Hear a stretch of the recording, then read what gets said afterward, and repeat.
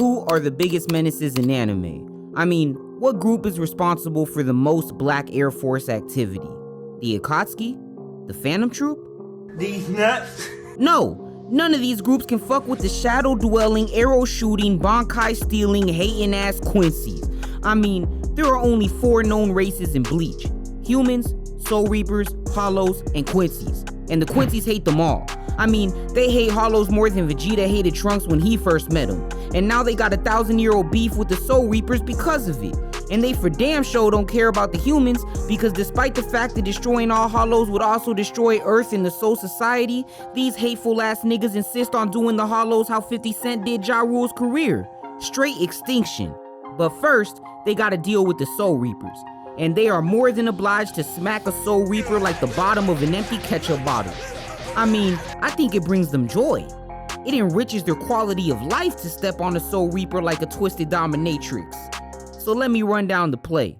They popped up in Yamamoto's office like Killua did to that nigga that was bullying Gon, and immediately started talking shit.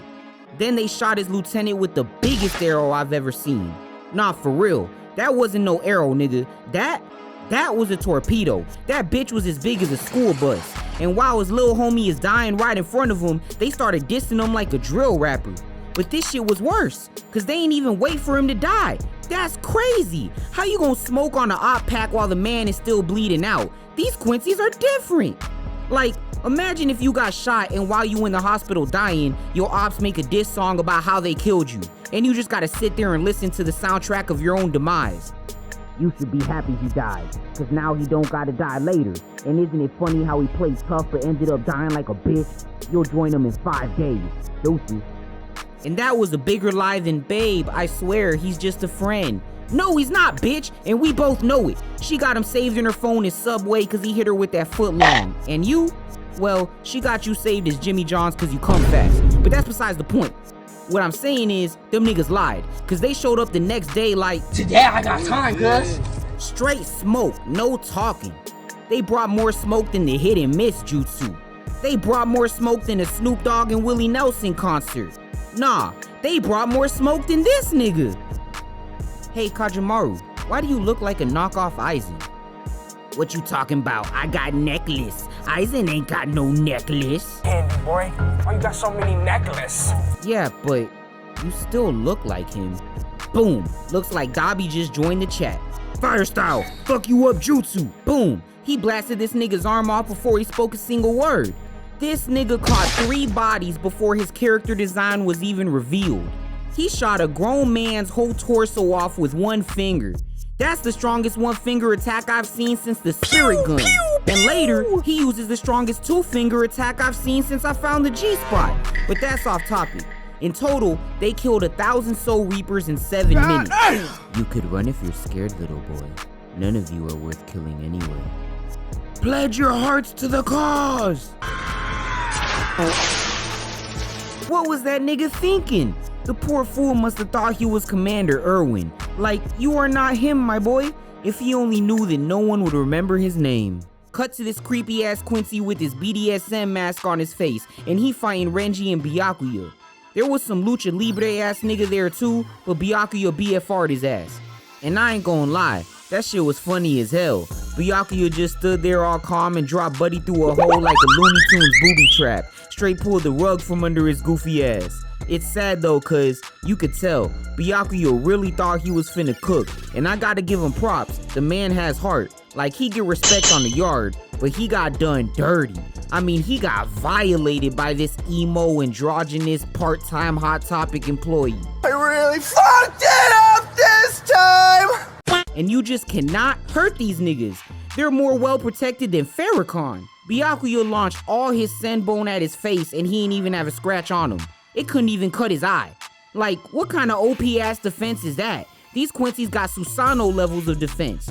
So of course the Soul Reaper's gonna try to use their Bankai, which is exactly what the Quincy's wanted, cause they came prepared to steal them. So we got breaking and entering, theft, assault, gang activity, murder, and crushing the spirit of an opponent that only exists in the spiritual realm. Like, Soul Reapers are spirits. How can you crush their spirit? That concept is crazy. Like, yo, what the fuck is they supposed to do? This felt more hopeless than when Madara absorbed the Ten Tails. These niggas is a real problem. Sidebar, this Walter White lookalike was cold as hell. He pulled the blicky on Shunsui and went John Wick on that boy. And this is what I mean. Quincy's are supposed to be some archer class type fighters. Or so we thought, cause they got a pyromaniac, a psychopath who thinks he's a wrestler running around drop kicking niggas, a little girl who blows more shit up than Oppenheimer, and an old guy with a gun. Like, I don't even think he got powers. He's just a retired science teacher going through a midlife crisis.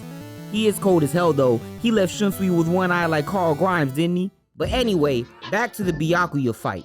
This Quincy has the power to make you feel fear. On top of his diamond skin and his Bankai stealing, he can also just make you scared. Like, who is he, the monster in your closet? And then he looks Byakuya dead in his eye and uses his own Bankai against him. Like, this Momoshiki ass bitch, the disrespect. And he didn't just use it once, he hit him with it 3 times and slammed Byakuya into a wall like it was a DBZ fight, left that boy in critical condition. So remember that Lucha Libre Quincy from before? He hasn't done much, but right when Renji tries to go help Byakuya, he jumps back in and drop kicks this nigga harder than when Tom got possessed by Stinkmeaner. And just like in that episode of the Boondocks, all it took was that one kick and he was out. Renji got kicked so hard his sword broke. Now that's crazy. You kicked a nigga out of Shikai? And look at how far he flew. The way he sent Renji flying reminded me of that scene when Sasuke hit Naruto with a Chidori in their last fight. And it may seem like the Stern Ritters are just this powerful force that the Soul Reapers couldn't compete with, but they had strategy too.